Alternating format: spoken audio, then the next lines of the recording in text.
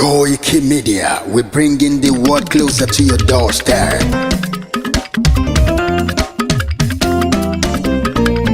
Koiki Media,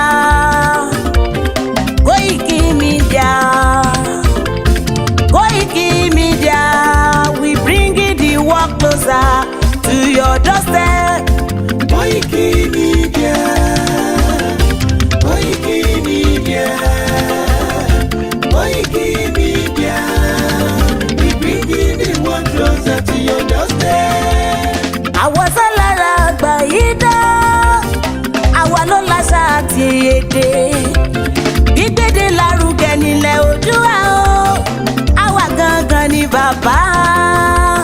Koiki Media, Koiki Media, Koiki Media, we bringing the world closer to your doorstep. They never sabi wetin we carry for her. But they move closer before they go sabi. I said they never know wetin we carry for body. But they move closer before they go sabi. Ọ̀kín lọ lọ́jà ẹyẹ, kìnìún ló ló lajú. Ẹyẹ tó dorí kodò bí àdán apẹ̀jẹ̀ lẹ́nu. Ká ṣiṣẹ́ fún ilẹ̀ bàbá wa, ká ṣiṣẹ́ fún ìlú bàbá wa, ká jùmọ̀ sowọ́pọ̀ ká lè gbódùdúwà ga. Odùduwà kò bá lè gbé wa. Ọmọ Odùduwà ṣe gírí, ẹ dìde fún ẹ̀tọ́ adúláwọ̀, ká lè jọ jùmọ̀ gbé délẹ̀ ìlérí, ká wálé gba ògo ilẹ̀ wa, ká ṣiṣẹ́ ká lè jọ gbàdé, ká lè gbàdé adé adúláwọ̀, àwa ni ìmọ̀lẹ̀ tí yóò tàn káàkiri. Pé ọmọ Odùduwà ni wá. Koiki Media, àwa là ń gbé tó lárugẹ. Ètò tó pọ̀jù owó tí wàá máa ní. Kásá ẹgbẹ́ polówó ọjà wá kájé bùgbà yín jẹ. Ètò tó pọ̀jù owó tí wàá máa ní. À ń gbé tó lárugẹ, à ń gbàsà lárugẹ. Ètò tó pọ̀jù owó tí wàá máa ní. News and sports ẹ máa rí gbọ́. Ètò tó pọ̀jù owó tí wàá máa ní. Ọmọ Ìjẹ̀bú alárẹ̀mí ló ní kí n máa ké tantan. Koiki Media ọ̀rọ̀ lágbájúmọ̀ mi o, máa bá ṣẹ̀rẹ̀ lọ o. Ọmọ Yorùbá nìyẹn, ọmọ Yorùbá tata o. À ń gbádùn rẹ, ọmọ Ìjẹ̀bú alárẹ̀mí, ṣẹ́yìn ló máa fi dìbò tẹ̀ mọ́lẹ̀ o. Ẹ̀yin lọ́mọ onígbò máa ń dé máa dé, ẹ̀yin lọ́mọ onígbò máa wọ̀ o.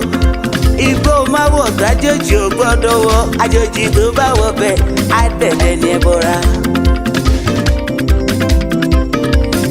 Ẹ̀yin lọ máa náwó kóyìnbó tó dé, ìgbà tó yìnbó dé o, owó náà dẹ́ tún pọ̀ sí o.